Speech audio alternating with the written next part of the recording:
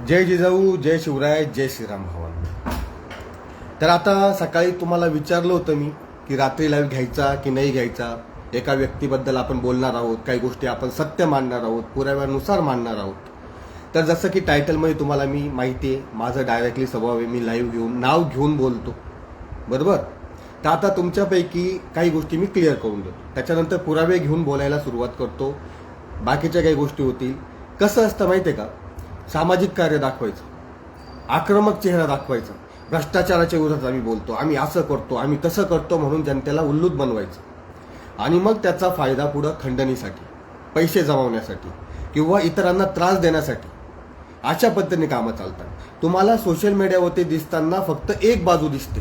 Social मीडियावरती बोलताना तुम्हाला फक्त एक दिसतं की बाबा हा व्यक्ती खूप चांगलं काम करतोय, चेतन शेवाळे खूप चांगलं काम करतोय, हे काम चांगलं करतायत. पण सोशल मीडियाच्या बाहेर सुद्धा एक जग आहे. एकच मिनिट भावांनो, जास्तीत जास्त बांधवांना पाठवायला. सोशल मीडियाच्या बाहेर पण एक जग आहे की ते जग तुम्हाला दिसत नाही. तुम्ही बसले सांगली साताऱ्यामध्ये, काही बसलेत कोल्हापूरमध्ये, काही बसलेत पुण्याच्या ठिकाणी, आणि हे सगळं सोशल मीडियावरती तुम्हाला फक्त दिसतं की कोण काय बोलतंय काय नाही, आणि त्याच्यावरती आपण एक भ्रम तयार करून घेतो, एक समज तयार करून घेतो. ग्राउंड लेवलला काय चालतं काहीच माहिती नाही, बरोबर. आता तुम्हाला सांगायचं, तुम्हाला प्रत्येकाला माहिती आहे हे जे जितेंद्र भावे आहेत ते काय काम करतात. तुम्हाला हे पण माहिती असेल, अनेक त्यांच्या लाईव्हमध्ये किंवा त्यांच्या सामाजिक कार्यामध्ये तुम्हाला मी पण दिसलो असेल. पण तुम्हाला हे पण माहिती आहे, जे बांधव मला चांगलं ओळखतात, मी कोणत्या संघटनेत नाहीये, मी कोणत्या पक्षात नाहीये. मला ज्यांनी ज्यांनी कायदेशीर जे कामं सांगितले किंवा कायदेशीर ज्या गोष्टी असतील तिथं मी असतो, बरोबर. त्यांच्या अनेक आंदोलनांमध्ये असेल किंवा त्यांच्यावरती जेव्हा गुन्हे दाखल झाले, त्यासोबतच भावेसोबत सुद्धा माझ्यावरती सुद्धा 3 गुन्हे दाखल झालेले आहेत, आणि ते बी सिरियस गुन्हे. तरी मी पळून गेलो नाही, मी काही गोष्टी केल्या नाही. तुम्हाला सगळ्यांना असं वाटत होतं की मी बाबा निर्भय महाराष्ट्र पार्टीत काम करतोय, तर असं अजिबात नव्हतं. मी निर्भय महाराष्ट्र पार्टीतले जे बांधव कायदेशीर अडकलेले होते त्यांना मदत करायला जायचो. पण नेमकी काय झालं की बाबा चेतन शेवाळे फुटला किंवा चेतन शेवाळे गद्दार निघाला, असं तसं बोलायला लागले. माझा हा प्रश्न होता, ठीक आहे. तर आता तुमचा जो एक गोड गैरसमज आहे की बाबा नेमकी काय चाललंय किंवा काय, किंवा आता सतीश दादा झालेत, ठीक आहे. तर हे जे चालतं, सतीश दादांच्या घरी पण आम्ही भेटलो होतो. त्यांना तर एका वकिलांनी 6 लाखाला फसवलं. आता त्यांना घेऊन सुद्धा त्या वकिलाकडे आम्हाला जायचं, जो चवळीचं नाव सांगून आपल्या बांधवाला लुटत होता, तेही बघायचं. एक एक एक प्रकरणं चालू राहतात. पण नेमकी भावेचं मग काय बिघडलं माझं, विषय तिथंच होतो ना. मग बदनामी, तुमचे हिशोबाचे किंवा इतर काही अंतर्गत वाद होते किंवा काय, ते वाद तुमच्या घरी ठेवायचे, त्याच्यामध्ये माझं नाव घ्यायची काही गरज नव्हती. आणि जेव्हा माझं नाव घेतलं गेलं तेव्हा मला रितसर परमिशन मिळाली की बाबा माझं नाव आले तर मला बोलावं लागेल. म्हणून ह्या गोष्टी आता तुमच्या समोर की बाबा काय आहे काय नाही. तर आता आपले काही बांधवांना मी लाईनवरती घेतो पुराव्या सकट, ठीक आहे. आलेले आहेत का आपले दादा? तर काही दिसत नाही. तर ठीक आहे, मी त्यांना एक कॉल लावतो. तोपर्यंत आपले जास्तीत जास्त बांधव बोलवून घ्या, आणि कॉल लावेपर्यंत येतो. कोणीही जायचं नाही, कॉल लावून घेतो, त्यांना ऍड करायला लावतो. तुम्हाला असं वाटत असेल की बाबा त्याचे फॉलोअर्स वाढलेत म्हणून मला फॉलोअर्स कमवायचे म्हणून मी विरोध करतोय, असं अजिबात आपण करत नसतो. तेवढे घाण कार्यक्रम करायची मला गरज नाहीये. जे आहे ते मला समाजासमोर मांडावं लागतं. इतक्या दिवस शांत बसलो होतो की बाबा काहीतरी होईल, पण तिथं माझंच नाव घेतलं गेलं आणि मला ती मध्ये पडावं लागलं, ठीक आहे. तर आपले बांधव आता जॉईन आहेत का मला बघू द्या. तर अमोल दादा जॉईन करा लाईव्ह, किंवा रिक्वेस्ट पाठवा. मी इन्व्हाइट केलंय बघा तुम्हाला.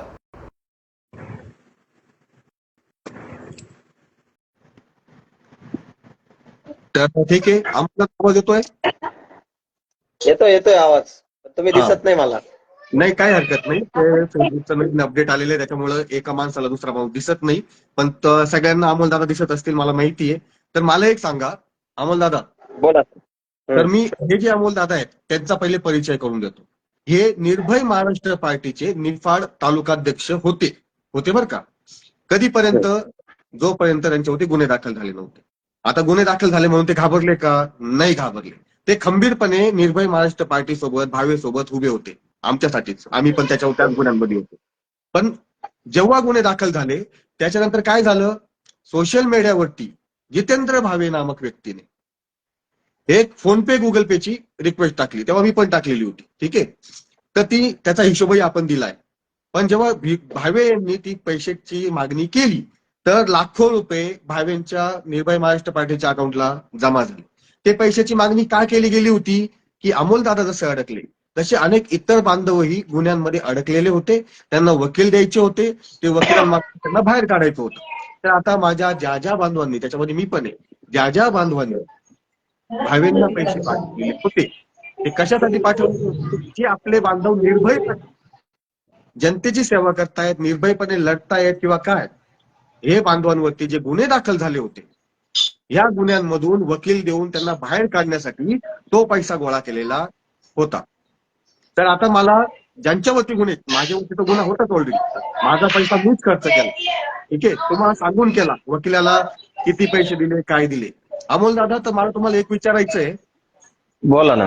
तुमच्यावरती जेव्हा गुन्हे दाखल झाले बरोबर. तर वकिलाचे पैसे भावेंनी भरले का तुम्ही भरले? बोला ना. वकिलाचे पैसे भरले कोणी तुमचे? हॅलो, वकिलाचे आवाज नाही येते, 2 पैसे, मिनिटं बोला. वकिलाचे पैसे कोणी भरले? मीच भरले ना. पहिले मी नाशिक मधनं वकील लावले, जाधव म्हणून एक. ज्यावेळेस बघा भावे सरांचं ज्यावेळेस एक हॉस्पिटलचं हे झालं होतं त्यावेळेस त्यांना ते जामीन मिळवून देण्यासाठी जे होते जाधव, बहुतेक त्या जाधवचं नाव माझे काय पूर्ण नंबर पण आहे, त्यावेळेस मी त्यांना अपॉइंट केलं होतं. पण त्यावेळेस काय झालं होतं, ज्या सत्य परिस्थिती सांगतो, त्यावेळेस पहिल्यांदा मला घरी गाडी आली होती घ्यायला. बरोबर आहे की त्या लोकांना पण काही माहिती नव्हतं, सायबरवाले होते किंवा मग तिथले पोलीस, नाशिक सिटीचे पोलीस होते. तर त्यावेळेस मी ना घरी नव्हतो, मी बाहेर होतो. त्याच्यानंतर मग घरात ते आले, घरात बघितलं का माणूस मध्ये का कुठे, ते नोटीस द्यायला आलोय आम्ही, त्यांना बोलून घ्या. तर असं काही नाही, मला कळलं ते नोटीस वगैरे काही द्यायला आले नाही, ते माणसं उचलायला चालू केलं होतं त्यांनी. त्याच्यानंतर मी अनेकांना फोन लावायचा प्रयत्न केला, पण त्यावेळेस मला कोणाशी संपर्क झाला नाही. हो. मग त्याच्यामध्ये वकिलांची फी जी भावेंनी जमा केली आहे जनतेकडनं? नाही, मी वैयक्तिक फी दिली होती. त्यावेळेस मी कॉन्टॅक्ट न केला, मला कॉन्टॅक्ट कोणाचाच झाला नाही. मग मी जाधव सरांशी कॉन्टॅक्ट करून मग विजय सोनवणे आपले होते त्यावेळेस ते कोर्टातच तिथे काम बघायचे. कोर्टात म्हणजे आपल्या मित्रांसाठी योगेश जाधव ते सर्वजण तिथं कोर्टात जायचे. त्यावेळेस कोणी येतच नव्हतं. कोणी, माझ्या मते एवढे फॉलोअर्स असताना नाही, तिथं 5 ते 10 लोकांवरती लोक राहत नव्हते. सांगा, तेव्हा तुमच्यावरती गुन्हे दाखल झाले, हायकोर्टातून जामीन फेटाळले. कुठून? हायकोर्टातून जामीन. तोपर्यंत आम्ही सोबतच होतो, पण प्रोसेस काय झाली ती मी सांगतो. सगळ्या गोष्टी सोबत होतो. त्या हायकोर्टात मध्ये सुद्धा मला खाली पण पैसे द्यावे लागले आणि हायकोर्टला सुद्धा मी फ्रीमध्ये काम केलेलं नाहीये. मी 5,000 रुपये त्यांना पाठवलेले पण आहे. मी 2 मिनिटं त्याचा स्क्रीनशॉट दाखवतो. म्हणजे मी कोणता, म्हणजे माझ्या वैयक्तिक, हे बघा तुम्हाला स्क्रीनशॉट, सोनू शेख नावाचा अकाउंट वरती ते पेमेंट पाठवलेलं होतं मी. हे दिसतंय 5,000 रुपये. हायकोर्टाचा जामीन फेटाळल्यानंतर पुढे काय झालं? पुढे काय झालं, नोटीस आल्या आम्हाला. तर त्यावेळेस आम्हाला जमा व्हायचं होतं सायबर पोलीस स्टेशनला. ओके, तर सायबर पोलीस स्टेशनला जमा व्हायचं होतं. तर मी सरांना बोललो आपल्याला नोटीस आल्या, आपल्याला त्या दिवशी जाणं गरजेचं आहे. तर भावेश सरांनी एकच सांगितलं, तू जा म्हणे, माझा वकील जाईल. मग मी विचार केला, अरे आपण एवढं झटतो, एवढ्या दिवसापासून आपण कष्ट केले, या पार्टीसाठी लढलो, आपण मुलाबाळाचा विचार नाही केला, पळलो आपण, मग आपल्याला काय मिळालं? सगळ्यात महत्वाचं माझं नंतर पुढे काय झालं? पुढे किती रुपये लागले तुम्हाला? पुढे 1 रुपया नाही लागला मला. का बरं नाही लागला? मी त्याच्यानंतर मी तुमच्यामुळे नाही लागला. मी तुमच्या सोबत आलो आणि आपण सोबत त्या पोलीस स्टेशनला गेलो. आपण त्यांना रिक्वेस्ट केली, सगळ्या गोष्टी बोललो. पण आता त्यांचा काही गैरसमज होता का त्यांनी मॅनेज केलं, या अशा गोष्टी, त्या तशा गोष्टी. आता बोलायचं त्यांचं कामच. ती गोष्ट आता मी सांगतो आपल्या बांधवांना. तर बांधवांनो, हे तालुकाध्यक्ष होते आपलं निर्भय महाराष्ट्र पार्टीचे, जे स्वतःला निर्भय म्हणून घेतात, असे आपले भावे हे फरार होते, इकडे तिकडे पळत होते. तेव्हा आमच्यासारखे काही बांधव, जे बांधव होते की ज्यांच्यावरती गुन्हे दाखल झाले होते, त्यांना वाचवण्यासाठी आम्ही ग्राउंडवरती लढत होतो. आता जेव्हा हे दोन बांधव 100%, 100%. गोलप दादा आणि अमोल माझ्या बरोबर होते, माझ्यासोबत होते गोलप, नंदेश किशोर गोलप म्हणून. त्यांचा काही पक्षाशी संबंध नाही, कोणत्याही गोष्टीशी संबंध नसताना नाही ते आज ते माझ्यासोबत होते आणि त्यांच्यावरती पण तो गुन्हा दाखल झाला होता. तर ह्या आणि दोघांवरती त्याच्यानंतर नाही, मीच सांगतो आता. ठीक आहे, मी फक्त तुम्हाला याच्यासाठी बोलवलं होतं की ओके, ते समाजाकडनं पैसे घेतले. आता मी कट करतो तुम्हाला, ठीक आहे. चालेल चालेल, बोलून घ्या काय असेल तुमचं. तर समाजाकडनं, जनतेकडनं जे पैसे गोळा केलेले होते, लाखो रुपये, ते कशासाठी गोळा केले होते? तर आपले जे बांधव अडकलेले आहेत त्यांच्यासाठी, केससाठी, वकिलांना पैसे देण्यासाठी. म्हणजे तुम्ही जनतेकडनंही पैसा गोळा केला, तुम्ही ज्या बांधवांवरती गुन्हे दाखले त्यांच्याकडनंही पैसा गोळा केला. कारण काही माहिती अशी मिळते, जे मध्ये स्क्रीनशॉट व्हायरल झाले होते एका अकाउंटवरती, तर त्याच्यामध्ये काही वकिलांच्या फी सुद्धा दिल्या गेलेल्या नाहीयेत. मग विषय असा आला की हा पैसा गेला कुठं, बरोबर? तर त्याच्या तो पैशांचा हिशोब आपण नंतर बघू. पण पहिली ह्या केस पर्यंत येतो. तर दादांचे जामीन, दोघं भावांचे जामीन हायकोर्टातून फेटाळले. फेटाळल्यानंतर साहजिकच ते कुठे आले? ते आले चेतन शेवाळेकडे. चेतन शेवाळेंनी काय केलं? प्रॉपरली सायबरला त्यांना घेऊन गेला, दोघांना, आपल्या दोन बांधवांना. पोलिसांसोबत डिस्कशन केलं, पोलिसांच्या हातापाया पडल्या गेल्या आणि त्यांना सांगितलं गेलं, पुरावे दाखवले गेले की सर आमच्या याच्यामध्ये जास्त काही हात नाहीये. समोरच्या व्यक्तीने जो व्हिडिओ टाकलाय त्याच्या व्हिडिओवरती आम्ही ती प्रतिक्रिया दिलेली. पोलिसांनीही खूप चांगलं सहकार्य केलं. पोलिसांनी काही गोष्टी आम्हाला तिथं दाखवल्या. ते दाखवल्यानंतर पोलिसांनी पण हे सांगितलं की तुम्हाला फक्त आता एक नोटीस द्या, जेव्हा कोर्टातून बोलवणं येईल तेव्हा तुम्ही कोर्टात हजर व्हा. तिथं आपल्या बांधवांना जामिनाची सुद्धा गरज नाही ठेवली. म्हणजे जे 2-2 लाख रुपये पुन्हा सुप्रीम कोर्टात लागणार होते, असे बांधवांना, गजानन दादा एक मिनिट थांबा, अजून थांबा, तुम्हाला पण घेतो लाईनवरती. तर 4 ते 5 लाख रुपये त्यांचे आपण वाचवले. आणि त्यांना विचारा आपण त्यांच्याकडनं किती रुपये घेतले. आणि त्याच्यानंतर जेव्हा भावेंना हे कळलं की आपण त्यांना एकही रुपया न घेता बाहेर काढलं, तेव्हा भावेंनी यांना कॉल करून माझ्या पाठीत खंजीर खुपसला, तुम्ही गद्दार, चेतन शेवाळे पोलिसाचा खबरी, त्याच्यामुळे ते वाचतायत. तर अशा प्रकारचे खोटे नाटे आरोप केले. आम्ही तेव्हाही शांत बसलो. पण मला एक सांगा भावांनो, जर हे दोन बांधव सुटत होते, हे दोन बांधव आपण वाचवले, तर जे बांधव 3 महिने जेलमध्ये सडत होते ते का जेलमध्ये राहिले? आमचे वकील भावे सरांकडे जात होते किंवा आम्ही भावे सरांशी बोलत होतो की भावे सर, तुम्ही 1 रुपया नका देऊ, मी माझे वकील लावतो, आणि गॅरंटी घेतली होती की 15 ते 20 दिवसात आम्ही बाहेर काढतो. पण भावेंनी आमचं ऐकलं नाही. का बरं?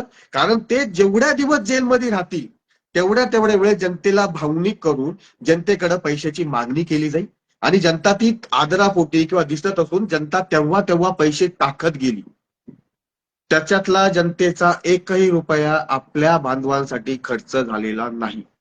मग माझं जनतेला विनंती आहे की तुम्ही ऍटलिस्ट, ही तुमची जबाबदारी आहे, तुम्ही चेतन शेवाळेला पैसे पाठवत असाल, तुम्ही कोणाला पैसे पाठवत असाल ना, तुम्ही 100 रुपये जरी पाठवलेत तर भावेंना कॉल लावून एकदा त्या पैशांचा हिशोब घ्या की एवढ्या तारखांमध्ये किती पैसा जमा झाला होता, किती पैसा जमा झाला होता आणि तो कुठं खर्च झाला.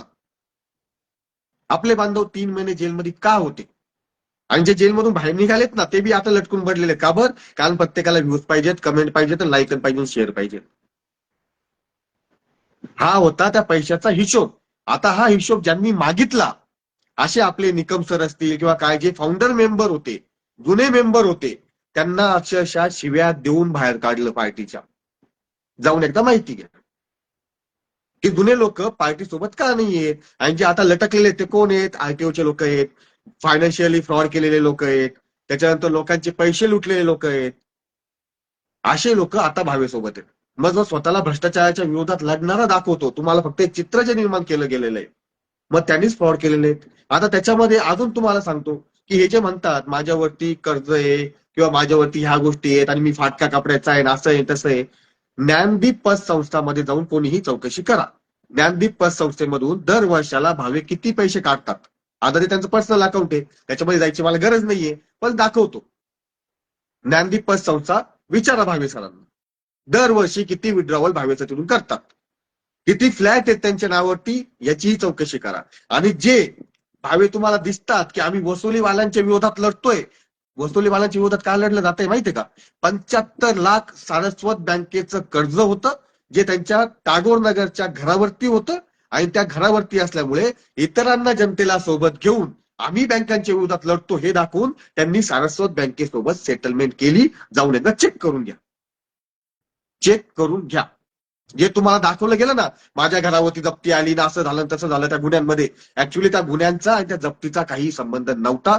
75 ते 80 असे काहीतरी लाखाचा तो आकडा होता आणि त्या आकडा त्या कर्ज बुडवण्यासाठी वसुली पथक तयार करण्यात आलं आणि लाईव्ह घेऊन की बाबा कोणाचा जीव नको जायला, हे नको जायला, स्वतःचा गळा वाचवण्यासाठी जनतेच्या भावनांचा फायदा घेऊन तिथं ती सेटलमेंट करण्यात आली. माझं चुकीचं असेल तर साळसोद बँकेत जा, चेक करा, तुम्हाला सगळी माहिती मिळेल. ठीक आहे. तर आता हे तर झालं फक्त जे हिशोब मागायचं. तर जनतेने ज्यांनी ज्यांनी पैसे दिलेत ना, भावेंना फक्त कॉल करा की तुम्ही जो पैसा आपल्या बांधवांसाठी दिलेला आहे तो पैसा खरंच तिथं वापरण्यात आला का, बरोबर. आणि त्यांच्याकडनं तो हिशोब घ्या, कारण जनतेचा पैसा आहे, जनतेने पैसा भावनिकून आपल्या बांधवांसाठी दिलेला आहे, तर आपल्या बांधवांसाठी तो पैसा वापरण्यात आला का एकदा ते चेक करा. आता ते काय करतील, जे ठराविक 3-4 लोक जेलमध्ये होते ना त्यांना लाईव्ह आणतील, मग त्यांना सांगायला का बरं, कारण ते आता सोबत आहेत. पण पूर्ण अमाऊंट भावांनो, मी काय सांगतोय तुम्हाला, त्या ठराविक काळामध्ये जेव्हा जेव्हा आव्हान केलं गेलं होतं त्या ठराविक काळामध्ये किती पैसा त्या अकाउंटला जमा झाला याचा हिशोब भावेंनी द्यावा. आणि त्याच्यानंतर जर पैसे विड्रॉ केले असतील तर ते पैसे कोणकोणत्या कामासाठी विड्रॉ केलेले आहेत, कोणाला देण्यासाठी केलेले आहेत याचा हिशोब त्यांनी द्यावा. आता जेव्हा हिशोब मागायला गेलं तेव्हा माझा तर काही संबंध नाही त्या हिशोबामध्ये, पण तरी पण तर त्या बांधवांना अक्षरशः शिवीगाळ करण्यात आली. जे पार्टीचे 2 नंबरचे राष्ट्रीय उपाध्यक्ष होते त्या निकम सरांना शिवीगाळ करण्यात आली आणि त्यांना पार्टीच्या बाहेर काढण्यात आलं. तर मग विचारा की कुणी लोक पार्टीमधून का बाहेर काढले, का बरं ते हिशोब. आणि त्याच्यानंतर जेव्हा हिशोब विचारला तेव्हा अहंकारामध्ये येऊन काय म्हटले की लोकांनी भावेच्या चेहऱ्याकडे पाहून पैसे दिलेले आहेत, मी ये म्हणून पैसा गोळा झाला आणि त्याचा हिशोब मी द्यायला तुम्हाला बांधील नाही. अशा प्रकारे भावेंनी अहंकार दाखवला की त्यांच्या चेहऱ्यामुळे सगळे तुम्ही बघताच सगळीकडे जितेंद्र भावे जितेंद्र भावे जितेंद्र भावे, आणि पार्टीतले जे लोक काम करतायत ग्राउंड लेवलला तळमळीने काम करतायत ते कुठे आहेत. मग ते असेच बाहेर काढले जातात जेव्हा हिशोब मागितला जातो किंवा बाकीच्या गोष्टींवरती चुकीच्या गोष्टींवरती आक्षेप घेतला जातो. भावे सर जर भ्रष्टाचाराच्या विरोधात लढतात, काय भ्रष्टाचाराच्या विरोधात जर भावे सर लढताय तर त्याच भावे सरांसोबत आज जे 2-3 लोक ज्यांच्यावरती गुन्हे दाखल झालेत बरं का ऑलरेडी, कोणते गुन्हे आहेत, गाडी परस्पर विकल्याचा, फ्लॅट परस्पर विकल्याचा, त्याच्यानंतर गाळा परस्पर विकल्याचा, ज्यांच्यावरती फ्रॉडचे गुन्हे आहेत, भ्रष्टाचाराचे गुन्हे आहेत, असे लोक भावेसोबत काय करतायत. मग एकदा भावेंनी त्याचं उत्तर द्यावं. भावेंनी त्यांच्या पार्टीमध्ये असलेल्या सगळ्या लोकांचे कॅरेक्टर सर्टिफिकेट आपण जे म्हणतो ना किंवा पोलीस व्हेरिफिकेशन तेच जाहीर करून द्यावं. आता काय म्हणणार की आमच्यावरती उद्यम खंडणीचे गुन्हे दाखल होतात, आमच्यावरती बाकीचे गुन्हे दाखल होतात. तर माझा पहिला प्रश्न पुन्हा तोच आहे. भावेंनी MVP संस्थेमध्ये एक लाईव्ह घेतला होता, आपल्या सागर शिंदे नामक बांधवांनी आत्महत्या केली होती का त्याची हत्या झाली होती याच्याबद्दल तो लाईव्ह का डिलीट झाला, पहिला प्रश्न माझा. त्या आवाज उठवला भावेंनी जेव्हा लाईव्ह घेतला, त्या लाईव्ह नंतर भावेंनी पुढं काय केलं, त्या बांधवाला न्याय मिळाला का. त्याच्यानंतर भावे उतरले नेमिनाथ जैनच्या प्रकरणात, तर मग त्या नेमिनाथ जैन प्रकरणामध्ये लाईव्ह घेतल्यानंतर त्या प्रकरणाचं काय झालं, दुसरा प्रश्न. त्याच्यानंतर अनेक ठिकाणी भावे इकडे जातात, लाईव्ह घेतात, दाखवतात इथं अन्याय झालाय तिथं अन्याय झालाय, आपण असं करू आपण तसं करू. मग त्या लाईव्हचा अंत काय झाला, निर्णय काय लागला, न्याय कोणाला मिळाला, असा एक तरी लाईव्ह आहे का जिथं असं दाखवलं गेलं की बाबा इथं या व्यक्तीला न्याय मिळाला. एका दोन असतील. मेडिकल क्षेत्रातही त्यांचं खूप चांगलं काम आहे की ज्यांच्या याच्यामुळं त्यांचं काय म्हणतात ना बिल माफ झालं, त्याच्याबद्दल भावेंचं काम खूप चांगलं आहे, त्याच्याबद्दल वादच नाहीये. पण जनतेला एकीकडे हे दाखवून की मी लढतोय म्हणून बाकीच्या बॅकेंनी जर तुम्ही पैसे खात असाल तर हे पण चुकीचं आहे. तुम्ही म्हणतात एके ठिकाणी कर्जबाजारी, आम्ही तर दाखवतो डायरेक्ट एवढं आहे तेवढं आहे. हे बघा आता सचिन दादा म्हणतायत इंडूरिंड बँकामध्ये इंडिया काय कोणत्या इंडसइंड बँकमध्ये गेल्यानंतर एक फोन येतो आणि तो आल्यानंतर सगळा व्हिडिओ डिलीट होतो. काय व्हिडिओ डिलीट होतात लाईव्ह भावे सरांचे. मोस्टली तर आता ते लाईव्ह घेत नाही, ते डायरेक्टली काय करतात ते व्हिडिओ टाकतात. आणि हा चेतन शवळे तोच आहे बरं का, जेव्हा 1,45,000 भावेंचे फॉलोअर होते ना तेव्हा 2,80,000 पर्यंत फॉलोअर नेण्याचं काम मीच केलेलं आहे. तर आता आपण अशा एका बांधवाला लाईव्ह घेऊ पुन्हा, की जो आत्महत्या करायला निघाला होता. त्याच्यामध्ये आपल्या अनेक बांधवांनी त्यांना वाचवलं, पण भावेमुळे आत्महत्या करायची वेळ एका व्यक्तीवरती का यावी, ते बांधव आता आपल्यासोबत जोडतायत. तुम्ही त्यांचंच ऐका. जे सगळ्यात मोठं प्रकरण भावेचं गाजलं ना, दिघी पोलीस स्टेशन, दिघी, एका बाईवरती अन्याय झाला, एका महिलेवरती अन्याय झाला, तर तिथं त्या बाईवरती अन्याय नाही झाला. तिथं भावेच्या त्या लाईव्हमुळे आपल्या एका गरीब बांधवावरती अन्याय झाला आणि तो जीव द्यायला गेला होता, त्याला तडीपार केलं गेलं, त्याच्यावरती विविध प्रकारचे गुन्हे दाखल केले भावेच्या त्या लाईव्हमुळे. तर आता आपण एकदा त्याला विचारू आणि विथ पुरावे बरं का. आता पण मी तुम्हाला पुरावा दाखवला. एक पुरावा काय दाखवला, जिथं जनतेकडनं पैसे गोळा केले, आपल्या बांधवांसाठी गोळा केले गेले, तिथं त्यांना पैसे मिळाले नाही, भावेने हिशोब दिला नाही. मग जनतेने आता भावेंना विचारावं की मी 100 पाठवले, मी 200 पाठवलेत, आम्हाला हिशोब मिळायलाच पाहिजे. आणि ते बी प्रॉपर प्रॉपर ऑडिटर. असं नाही की मी बँक स्टेटमेंट काढले ना असं आहे तसं आहे, प्रॉपर शिक्का. तो बी जे बांधव विचारतायत किंवा निकम सर आहेत किंवा इतर आहेत, त्यांच्याच पार्टीचे लोक जे सोडून गेलेले आहेत, त्यांच्या विश्वासातल्या सीएचा तुमचा सीए नकोय. प्रॉपरली तुम्ही दोघांनी मिळून ठरवा की हा सीए, वाटल्यास तर पैसे आम्ही देतो, पुन्हा काय त्याचे 5-10 हजार रुपये लागतील, पण प्रायव्हेट सीए मार्फत त्या सगळ्या अकाउंटचं ऑडिट झालं पाहिजे आणि तो जनतेला हिशोब मिळाला पाहिजे. कारण जनता काय, आज लाईव्ह झाला का उद्या विसरून जाईल. जनता पुन्हा हा भावे खूप चांगलं काम करतोय, हे करतोय. नक्कीच आवाज उठवण्याचा अधिकार सगळ्यांना आहे, एवढं हिंमत दाखवतोय. मग भावे एवढा दिवस पळून काय गेला, 4 दिवस माझ्याकडे होता. ठीक आहे, स्क्रीन कशी दिसते मला नाही माहितीये. ठीक आहे, तर आपले बांधवाला मी आता लाईन वरती घेतो आणि ते स्वतःच त्यांची हकीकत सांगतील आता, की कसं एका लाईव्ह मार्फत एकाचं आयुष्य बर्बाद केलं गेलं. दादा नमस्कार. नमस्कार दादा, जय शिवराय. जय शिवराय. तर तुम्ही पहिले तुमची ओळख करून द्या, तुमच्या आयुष्यात काय झालंय ते सगळं पुढच्या 10 मिनिटांमध्ये सगळं एकदम थोडक्यात सांगा. ठीक आहे, ओके. आणि बघू स्क्रीन बरोबर येत नाही का, स्क्रीन दिसत हा. नाही का भावाला? तुम्ही नाही आता दिसत बंधू तरी. दादा तेच म्हणताय की दिघी प्रकरण ना, तर दिघी प्रकरणातलाच बांधव आता आपल्या सोबत आहे. ठीक आहे, तर दादा तुम्ही सांगा की तुम्ही काय त्रास दिला मुलीला. ऍक्च्युली सर, ती माझी मुलगी म्हणजे मुलगी नव्हती, ती माझी वाईफ होती ती. विषय काय झाला, माझं लव्ह मॅरेज झालं होती आणि अरेंज मॅरेज पण झालं होतं. त्याचे डॉक्युमेंट दाखवतो तुम्हाला थोडक्यामध्ये. दिसते का सर? हा दिसतंय. जागृती मोबाईल घे. हा बोला ना पुढं. हा, ते माझे डॉक्युमेंट आहेत लग्नाचे. आणि आमचं व्यवहारिक आमचं चांगलं होतं, आमचं म्हणजे प्रेम झालं, लग्न झालं, सगळं काही चांगलं होतं. परंतु काही दिवसांपूर्वी मग त्याची मम्मी आली त्या मुलीची आणि त्याचं म्हणणं असं, मुलीच्या नावानं प्रॉपर्टी कर, तू ड्रायव्हर आहे आणि त्याचं तुला काही ना काय झालं तर आमच्या मुलीचं काय व्हायचं. मी म्हणलं बाबा ऍफिडेव्हिट करून देऊ शकतो म्हणलं, मात्र 7/12 नाही देऊ शकत. आणि मग काही दिवस गेल्यानंतर मला डिवोर्स पाहिजे म्हणून त्यांनी जबरदस्ती करायला लागली आणि मला मारहाण केली. आणि ते पण मला कोयत्याने आणि रॉडने मला मारले डोक्यामध्ये. आणि तशी मी दिघी पोलीस स्टेशनला FIR नोंद केलेली आहे. एकच मिनिट. तर एकच मिनिट प्रशांत दादा, स्क्रीन जरी ऑफ झालेली आहे पण आवाज येतोय ना, तर आवाज बघत राहा. थोडेफार नेटवर्क कनेक्शनचा प्रॉब्लेम राहतो. ठीक आहे, तर बोला दादा. आता तिथं दिघी पोलीस स्टेशनला मी तिथं FIR नोंद केलेली आहे. आणि काही दिवसानंतर मला असं बाईकचा फोन आला की बाबा ते केस काय ते तू माघार घे. एकच मिनिट थांबा.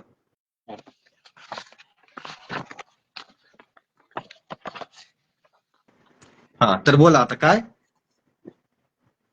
बायकोचं म्हणणं असं होतं की बाबा ते काय केस आहे ना ते माघार घे. माझ्या आईवरला जे गुन्हा टाकला, माझ्या भावावर जे टाकला ते तू माघार घे, नाहीतर तुला मी जगू नाही देणार. तसं बोलली. मी म्हणलं बाबा तुला काय करायचं ते तू करू शकतेस. मला आपलं कसंही लग्न ते झालेलं आहे आणि मी जर तू म्हणत असेल प्रॉपर्टी नावाने कर तर मी नाही करू शकणार. तुला काय करायचं करून घे. ऐका ना, ते सगळं झालं, गुन्हे दाखल झाले, काय झालं, पण भावेची एंट्री झाल्यानंतर काय झालं ते सांगा. त्या काही दिवसानंतर मग मला 17 मार्चला लाईव्हच्या माध्यमातून मला असं कळालं की तिथं त्यांनी गेले, तिथं पोलीस स्टेशनला. मी लाईव्ह पण पाहिला त्यांचा. आणि तिथं गेल्यानंतर त्यांचं असं म्हणणं आलं की बाबा मी मुलीची छेड काढली. नवरा बायकोचं नातं नाही दाखवलं, मी मुलीची छेड काढली असं दाखवलं तिथं. बरं ठीक आहे, त्यांनी दाखवलं. त्यातले असं सांगितलं की मी तिचा पाठलाग केला, ऍसिड घेऊन मागं लागलो, मी तिची छेड काढली, हात धरून वळला, तिला जीव मारायची मी धमकी दिली. आणि मी ह्या शिक्षणाला मी माझ्या गावी होतो. मग त्या टाइमला मला मला फोन पण आला पोलीस स्टेशन मधून की तू कुठे आहे? मी म्हणलं मी माझ्या गावी आहे, तुम्ही चौकशी करू शकता म्हणलं. तरी पण भावेने जे त्या मुलीचा विषय जे घेतला, त्या मुलीचा माझ्यावरती गुन्हा दाखल नाही झाला. ते माझ्या ऍक्च्युली सासूचा गुन्हा दाखल झाला की मी सासूची छेड काढली म्हणून माझ्यावर गुन्हा नोंद करून घेतला 17 मार्चला. 17 मार्च 2025. गुन्हा नोंद झाला. हा, भावेमुळेच माझ्यावरती गुन्हा नोंद झाला. कारण माहितीये का, मेन त्यांनी लाईव्हच्या माध्यमातून त्यांनी एवढं प्रकरण चिघळून टाकलं ना, म्हणजे विषय होता काय नवरा बायकोचा आमचा, बरोबर. तर ते तुला आतमध्ये घेऊन इन्व्हॉल्व्ह करून त्यांनी माझ्यावरती गुन्हा नोंद करायला त्याला भाग पाडलं, म्हणजे जबरदस्ती दबाव टाकला पोलिसांना. ऐका ना, त्या गुन्ह्यांमध्ये मला एक सांगा की तुम्हाला तडीपाडी केलं गेलं म्हणे. हो हो, आता माझ्यावरती बायकोने एक टाकला 498 एक आहे माझ्यावरती. आणि सासू सांगा, तुमच्या बायकोचं लग्न झालंय का? हा, झालंय ना. आता तिनं मला विदाऊट डायव्हर्स न देता तिनं दुसरं लग्न केलं. हे बघा, पुरावा बघा तुम्ही. हे बघा.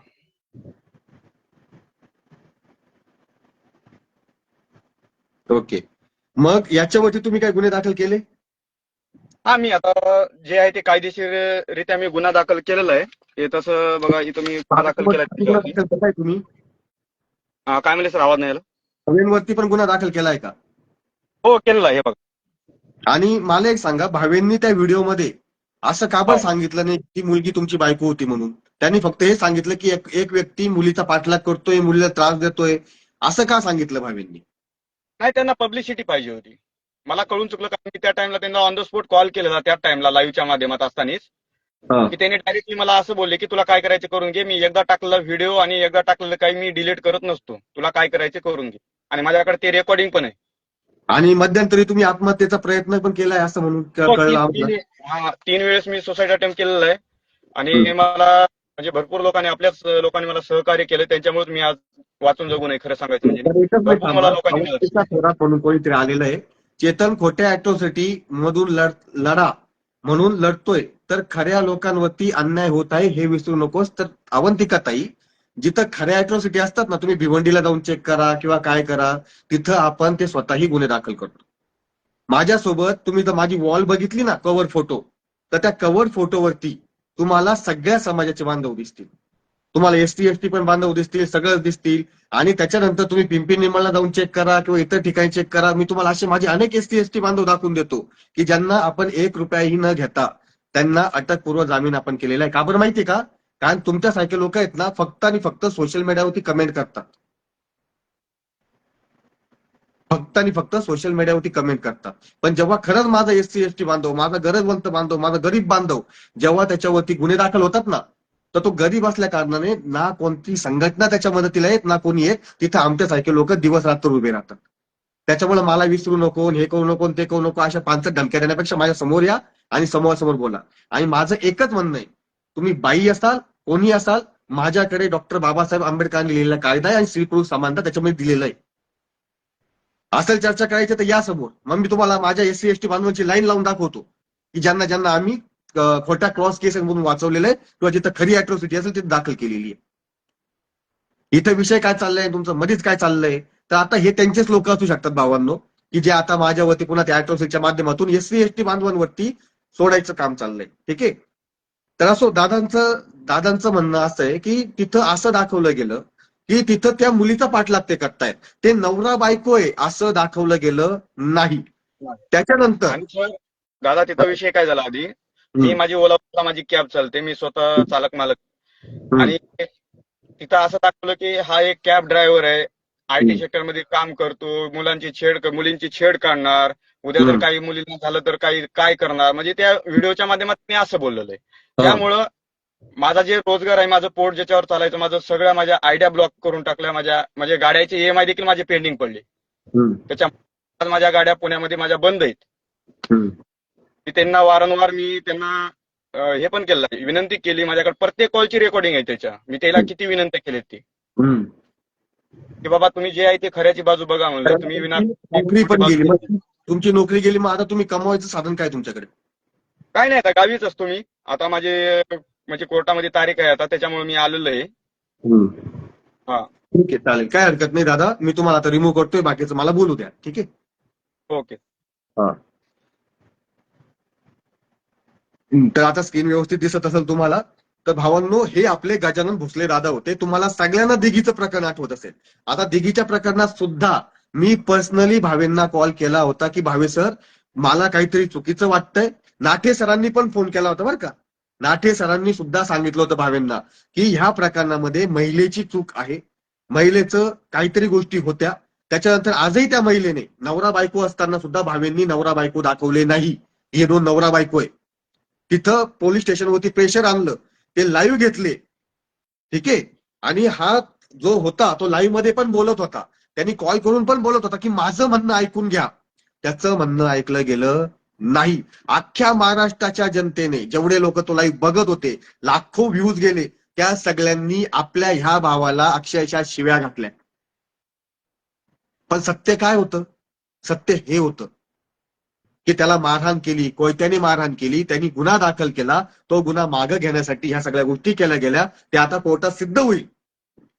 त्याच्यानंतर त्याच्याकडे, म्हणजे अजूनपर्यंत त्यांचा डिवोर्स नाही झालेला, तरी सुद्धा त्याच्याकडे त्यांच्या ज्या मिसेसनी, ज्या महिलेने दुसरं लग्न जे केलेलं आहे, त्याच्याकडे डॉक्युमेंट आहे, सर्टिफिकेट.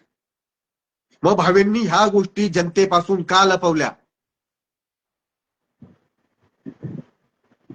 माझा हा प्रश्न आहे. माझा एकच प्रश्न आहे. मला काहीच प्रॉब्लेम नाही भावेंशी.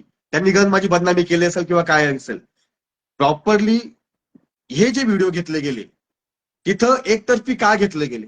तिथं तुम्ही दुसऱ्यांचं का ऐकून नाही घेतलं? त्या भावाची नोकरी गेली, त्या भावाला तडीपार झाला. आज त्या भावावरती गुन्हे दाखल असल्यामुळे त्या भावाला जॉब मिळत नाहीये. त्याच्या पोटावरती लात मारली गेली, गुन्हे दाखल केले गेले, तडीपार केलं गेलं. याला जबाबदार कोण? आणि आपण काय करतोय? आपण फक्त भावेंचे लाईव्ह बघतो की भावे हा. तर आता त्याच्यानंतर अजून काय होतं तुम्हाला ते सांगतो. सरकारी अधिकारी हा एक सिस्टीमचा भाग आहे, बरोबर? तर भावे जे म्हणतात ना भ्रष्टाचार भ्रष्टाचार भ्रष्टाचार, तर आता जेव्हा गुन्हे दाखल झाले होते ना, तेव्हा भावेंनीच किती लोकांना पैसे दिलेत एकदा भावेंना विचारा.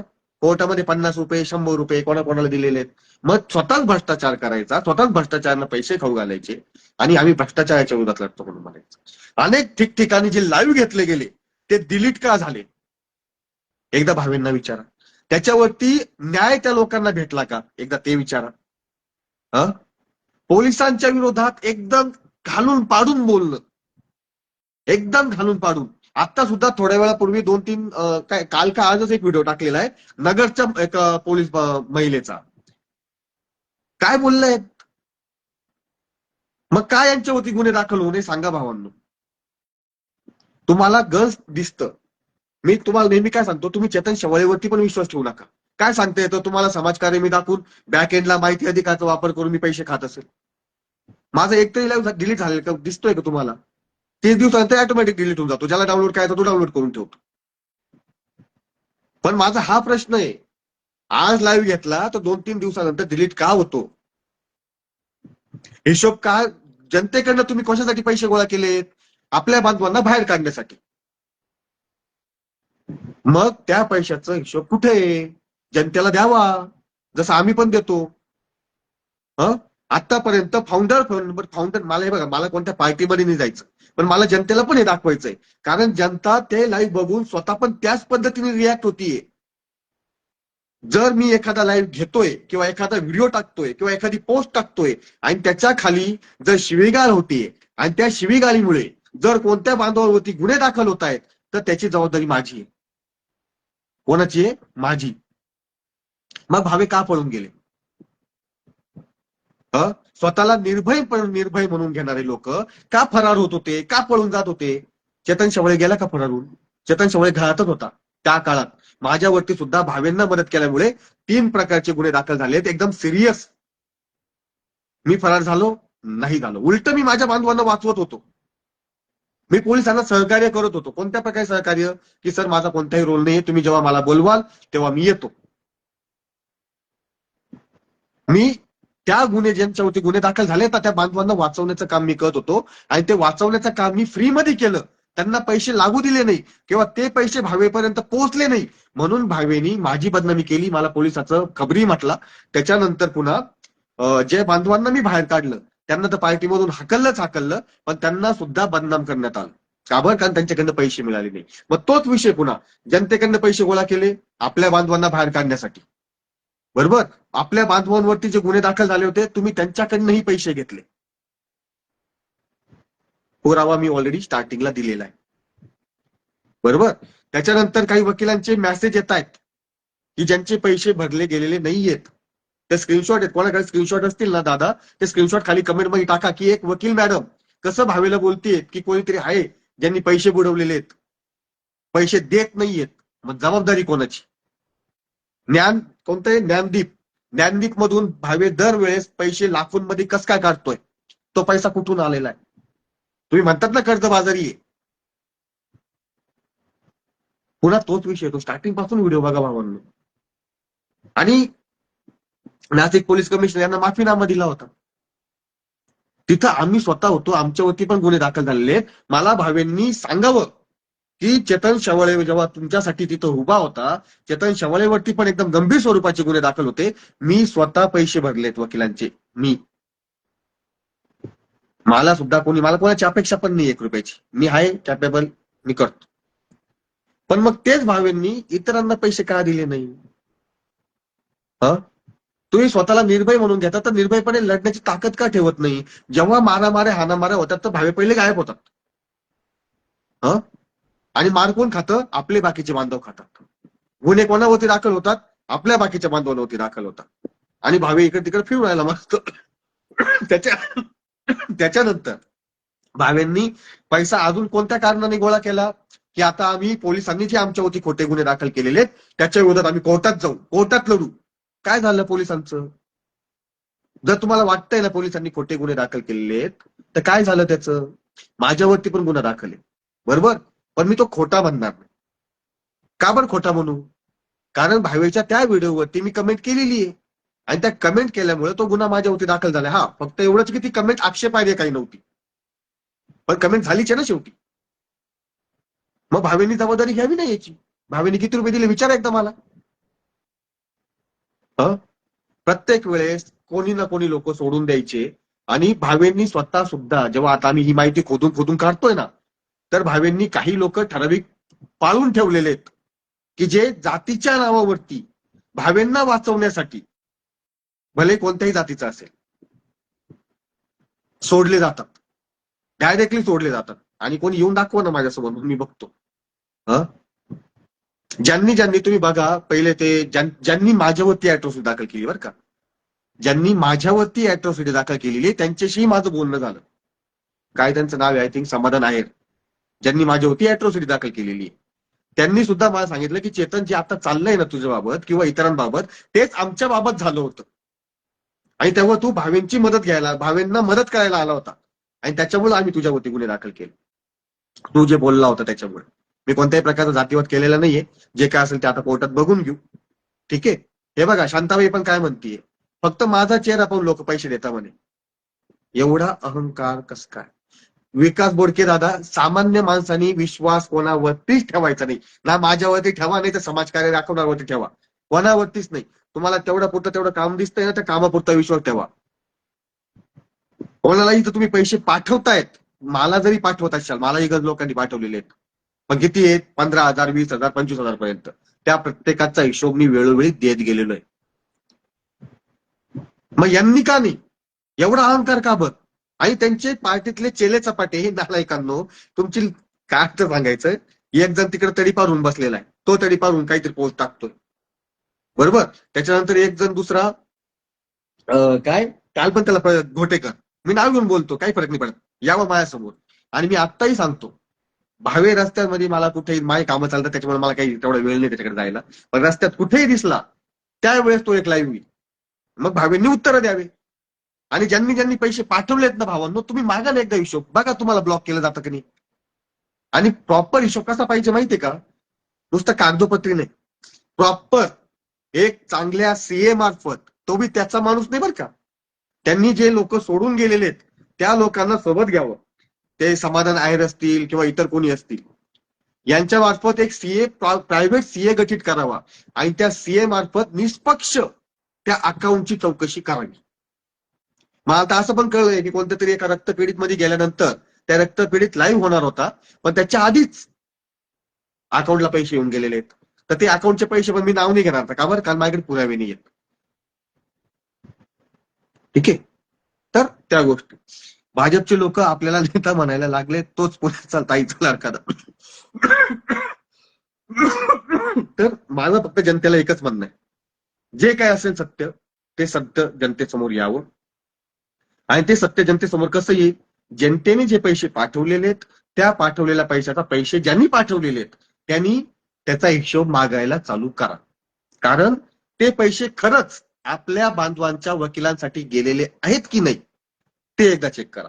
त्याच्यानंतर आम्ही भ्रष्टाचाराच्या विरोधात लढतो म्हणून फाउंडर मेंबर, एका संघटनेमध्ये किती फाउंडर मेंबर जातात? किती? सांगा मला. 1000, 1100, 1200. फाउंडर मेंबरचे किती रुपये घेतले जातात? 1100-1200 रुपये. आज जवळपास हजारो फाउंडर मेंबर करून ठेवलेले आहेत एका पक्षाचे. हा पैसा गेला कुठं? त्याच्यानंतर भावेंचाच लाईव्ह आहे ना, भावे प्रत्येक वेळेस लाईव्ह घेतात. काही लोक कॅश मध्ये पैसे देत आहेत. या कॅशचा हिशोब कुठे? का बरं देतायत माहितीये का?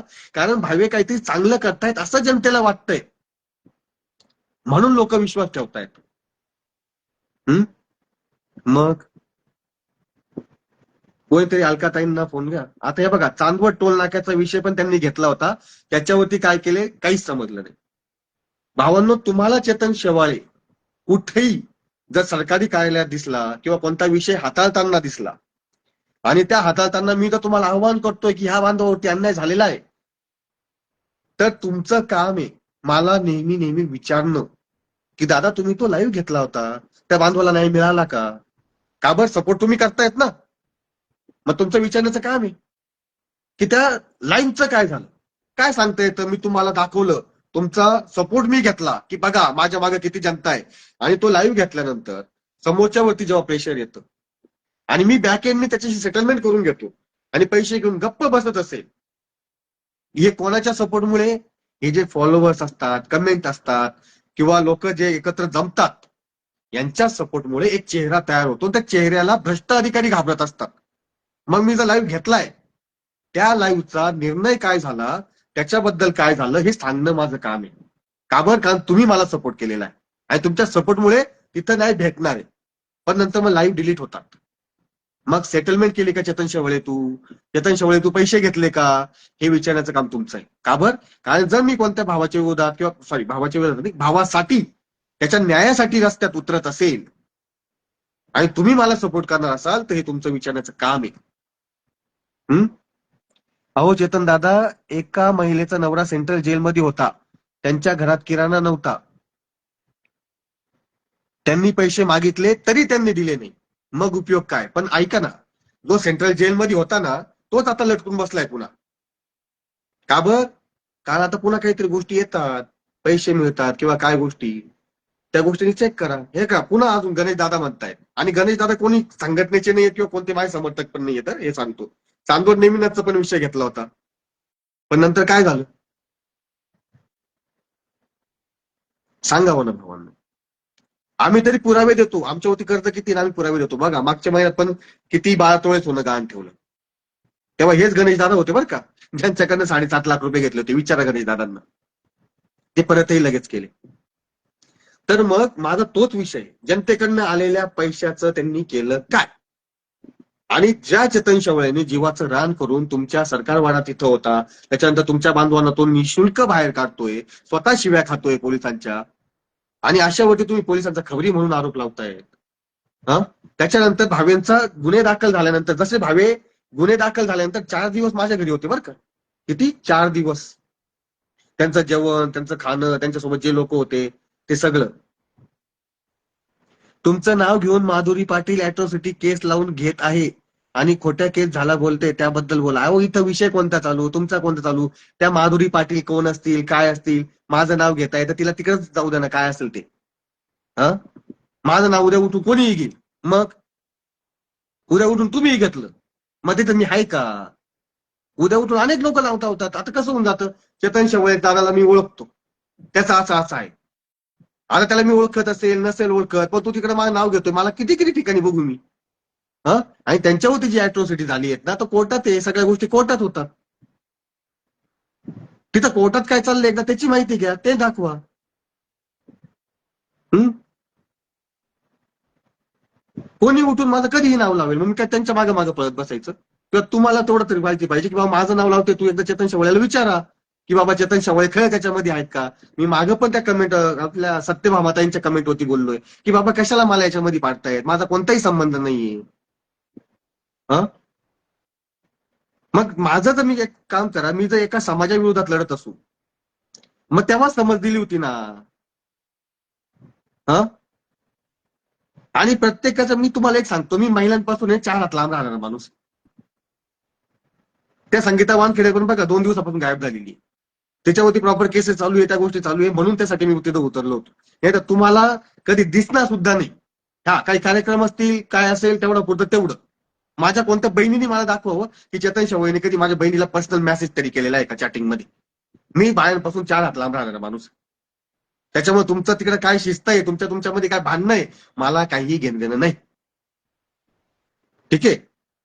त्याच्यामुळे तो विषय, त्या विषयामध्ये मला पाडू नका. तुम्ही तुमचं तिकडे काय करायचं तुम्ही तिकडे करा. माझं नाव जर पुन्हा बदनाम झालं किंवा होत असेल किंवा तुमच्या मार्फत होत असेल, तर मग मी तिथं मला मग उतरावं लागेल. त्याच्यामुळे मला याच्यामध्ये पाडू नका. ठीक आहे. तर माझा तोच विषय भावंनो, की त्याच गोष्टी असतात, तुम्ही एकदा चेक करत चला. आणि भावेचा असली चेहरा, खोटा चेहरा, काय नाही, ते तुम्ही बघून घ्यायचं. भावेंचे जवळचे जगबीर सिंग यांचं मानव उत्थान मंच यांना बाहेर देशून पैसा येतो. आता तो येतो नाही येत, जर तुमच्याकडे असेल, तुम्हाला प्रश्न विचारायचे असतील, तर तुम्ही पुरावे घेऊन बोला. ठीक आहे. तर मी अशी डायरेक्टली कोणावरती आरोप लावत नाही. मी 2 पुरावे दाखवले, अजून तर लई लिस्ट आहे मोठी. आणि काय काय आरोप आहेत, इतके गंभीर स्वरूपाचे आरोप आहेत. ठीक आहे. तर ते बघा, माझ्या जीवावरती उड्या, माझ्या जीवावरती लई जण उड्या मारतात, काय सांगायचं आता, प्रत्येकाला अडवत बसू का? प्रत्येक जण कोणी ना कोणी येतं चेतन शेवळ्याचं नाव घेऊन जात. तुम्ही तिला बोला ना, मला कशाला बोलताय? इथं विषय काय, तुमचं काय वेगळंच चालतंय. हा आणि तुम्ही बायांनी ना, मी विनंती करतो, माझ्यापासून 4 हात लांब राहत चला. जे तुमचं सोशल मीडियावरती भांडणं चालतात ना, एकमेकाच्या बायांच्या जिपऱ्या धरा, मला त्याच्यामध्ये कोणत्याही प्रकारचा इंटरेस्ट नाही. ठीक आहे. एवढी मी विनंती करतो. आणि मी तुम्हाला आता ह्यालाही पण सांगतो की तुमच्या त्या बायांमध्ये माझा कोणताही संबंध नाही, कोणालाही मदत करत नाही. यवतमाळच्या जेव्हा केसमध्ये होतो, तेव्हा यवतमाळमध्ये पांढरकवड्यामध्ये, काय पांढरकवड्यामध्ये एक अॅट्रॉसिटीचा विषय होता. आपल्या एका राजपूत बांधवांवरती खोटा गुन्हा झालेला होता. त्याच्याबद्दल समोरच्या व्यक्तींशी बोलून काय करता येतं का, सामंजस्याने काय मार्ग काढता येतो का, यासाठी मी यवतमाळला गेलेलो होतो. त्यात आपल्या कोणत्या तरी 2 ताया होत्या, माधुरीताई आणि अजून एक. मग त्यांच्यासोबत वणी पोलीस स्टेशनला गेलो, तिथं रात्रभर चर्चा केली. चर्चा करून काय असतं ना, तिथं गुन्हे मागं घ्यायला नव्हतो गेलेलो. काय गुन्हे दाखल झाले, काय झालेले त्याची माहिती घेऊन मग पुढच्या गोष्टी त्यांना सांगितल्या की तुम्ही कोर्टातून या गोष्टी करा. आणि तेवढं मार्गदर्शन मी करतो आणि प्रत्येकाला करतो. उद्या तुमच्यावरती गुन्हे झाले तर या, तुम्हालाही करेल. ठीक आहे. तर त्या गोष्टी असतात. कसं असतं, भांडणापेक्षा ना सामंजस्याने घेणं खूप महत्वाचं असतं. आणि भावेंना पण याच्या आधी, हा लाईव्ह घेण्याच्या आधी भावेंची कॉल हिस्ट्री चेक करा. भावेंची कॉल हिस्ट्री चेक करा. सकाळपासून भावेला किती कॉल केलेले आहेत मी, की बाबा असा असा विषय आहे का, तुम्ही माझी बदनामी करतायत. वेगळ्या नंबरवरून कॉल लावला तर हा माणूस hello hello hello hello cut करून टाकला. हा माणूस समोर का येत नाही मग आमच्या? यावं ना, उत्तर द्यायला यावं. जसा भावे सगळीकडे लाईव्ह घेऊन चालतो. आता मी सरकारी अधिकाऱ्यांना पण एक गोष्ट सांगतो, हे सरकारी अधिकाऱ्यांचे आयडी कार्ड विचारतात ना, मग जे लोक निर्भय महाराष्ट्र पार्टीमधून चालतात, निर्भय महाराष्ट्र पार्टीचं नाव लावून सगळीकडे लाईव्ह घेत असतात, तर यांचे आयडी कार्ड कुठे आहे? हा यांचे आयडी कार्ड कुठे आहेत? तर सतीश दादा म्हणताय, सर माझी एक विनंती, महाराष्ट्रात किंवा भारतामध्ये खोट्या अॅट्रॉसिटी जर होत असतील तर तिथे जरूर जा, पण जिथे खरी अॅट्रॉसिटी होत असेल, अरे दादा तुम्ही माझा डीपी एकदा चेक करा. माझ्यासोबत आजही अनेक एससी एसटी बांधव आहेत, ते का आहेत ना एकदा चेक करा. आणि अॅट्रॉसिटी म्हणजे अन्याय, अत्याचार, त्या अनुषंगाने मी लढतो. अॅट्रॉसिटी कायद्याच्या विरोधात नाही लढत मी, की जिथं खोटा अन्याय अत्याचार दाखवला जातोय, जिथं एकमेकांवरती खोट्या केसेस केल्या जात आहेत, कायद्याचा गैरवापर केला जात आहे, तिथं तो गैरवापर होऊ नये. भले तो माझा एससी एसटी बांधव असेल, तो माझा ओबीसी बांधव असेल, किंवा तो मराठा असेल, या सगळ्यांसाठी मी जातो. ठीक आहे.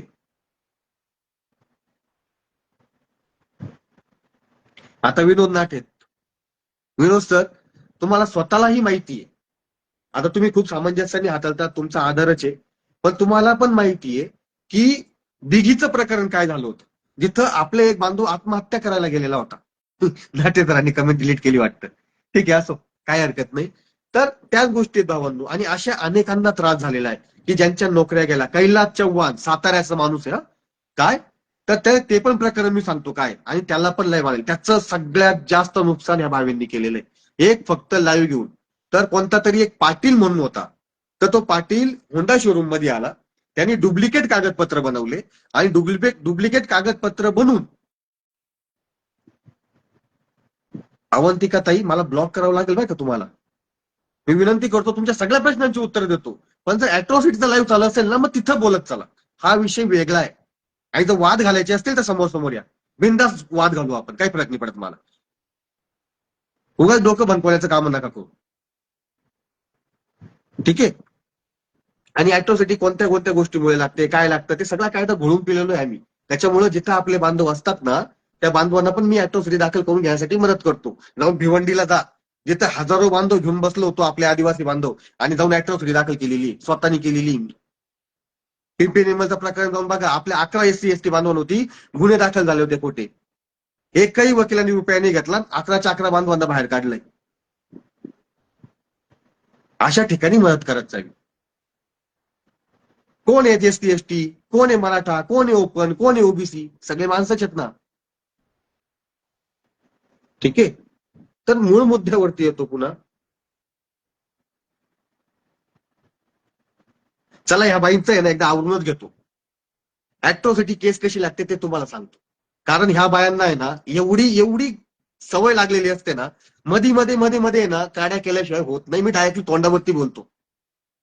इथं विषय काय चाललेला, समाजाचा, जनतेचा विषय चाललेला आहे. यांना जनतेच्या विषयाची गरज नाहीये, यांना त्यांचे मुद्दे सॉल्व्ह करायचे आहेत.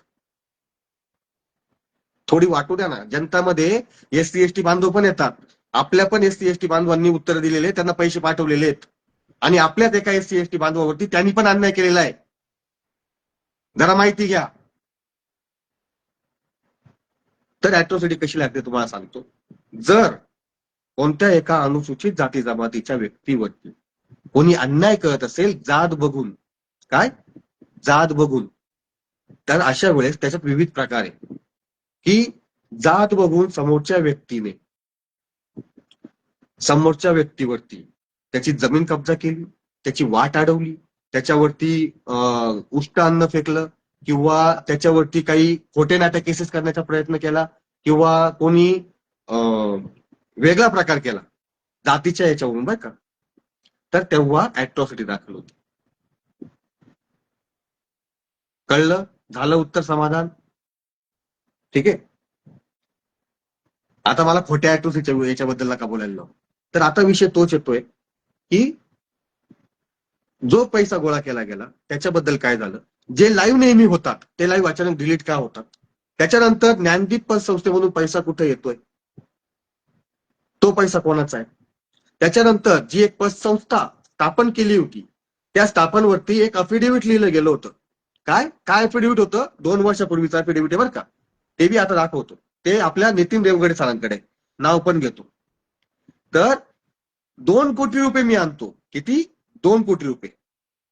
त्याच्यापैकी 40 लाख रुपये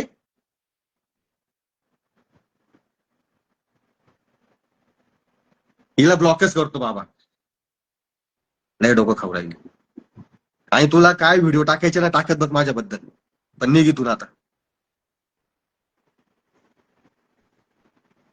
मी बघत नसतो समोर बाई आहे का कोण आहे. थोडीशी वाटायला पाहिजे की आपण कोणत्या विषयावरती बोलतोय आणि काय बोलतोय. इथं जनतेचा प्रश्न चाललेला आहे आणि यांचं वेगळंच भांडण चाललेलं आहे. असेल ना विषय, कोणाला जर प्रॉब्लेम असेल ना माझ्याबद्दल, तर समोर येऊन चर्चा करा. आणि भावेसोबत लाईव्ह होऊन जायचं तर भावेसोबत आला पाहिजे ना. सकाळपासून कॉल करतोय, नाही येते, पळतोय. तुमच्याकडे भावेंचे नंबर आहेत भावांनो, तुम्ही सगळ्यांनी फोन लावा आणि विचारा पैशाचं काय झालं. बघा कशी उत्तरं येतात. कमेंटमध्ये, लाईव्ह मध्ये विचारा. बघा उत्तर येता का तुम्हाला. आता काय होईल, त्यांची जी तीनपट गँग आहे ना ती ऍक्टिव्ह झाली असेल आतापर्यंत. यांनी फक्त माझ्या नावाची एक पोस्ट करून दाखवली, फक्त एक, मग मी दाखवतो. किंवा भावेंनी माझे जे आरोप मी आता इथे लावलेत ना इथं, ते आरोप खोटे कसे आहेत ना ते सिद्ध करून दाखवावं, हिशोब देऊ ना प्रॉपरली. त्याच्यानंतर लाईव्ह डिलीट का झालेले आहेत त्याचे उत्तर द्यावे. त्याच्यानंतर जे लाईव्ह झालेले आहेत त्याच्याबद्दल किती न्याय मिळालेला आहे. मग तो चांदवड नेमिनाथचा असेल, तो टोलनाक्याचा असेल, तो एमव्हीपीचा असेल, तो त्याच्यानंतर जे प्रकरण त्यांनी हातात घेतले त्याचे असतील. त्याच्यानंतर अजून एक सांगतो, ज्या प्रकरणामुळे हे गुन्हे दाखल झाले ना त्याची गाडी आजही तिथंच आहे. सांगा काय नाही भेटला, हिशोब मागा ना बिंदा. तुम्हाला प्रॉब्लेम काय, तुम्ही चेतन शेवेला फोन लावा ना, माझा नंबर आहे तुमच्याकडे. जर तुम्ही मला पैसे देतायत ना, दादा आम्ही ह्या दिवशी तुला 100 रुपये दिले होते, या कामासाठी दिले होते, त्याचा हिशोब दे, मी तर तुम्ही मागायच्या आधीच देऊन टाकत असतो. ठीक आहे. हे तुमच्या समाजाला म्हणजे जनतेला येड्यात काढायचे कामं झालेले आहेत सगळे. की मी दाखवतो काम करतोय, मी लोकांकडनं पैसे बी घेणार, मी इतरांकडनंही पैसे घेणार, आणि जेव्हा हिशोब द्यायची वेळ येईल तेव्हा मी हात वरती करणार. तर हे चुकीचंच आहे.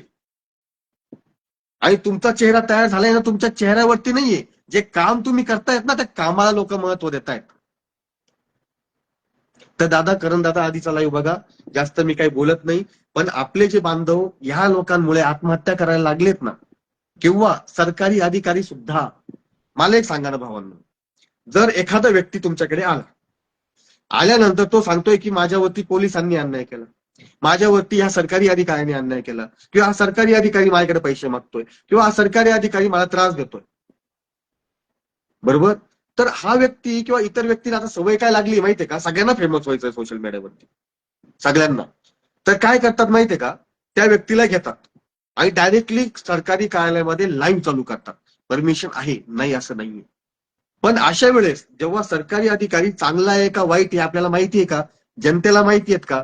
पण जेव्हा लाईव्ह चालू होतो आणि सरकारी कार्यालय दाखवलं जातं, सरकारी अधिकारी चालू दाखवले जातात, तेव्हा सगळी जनता सरकारी अधिकाऱ्यांना भ्रष्ट समजतात आणि धडाधड शिव्या द्यायला चालू करतात.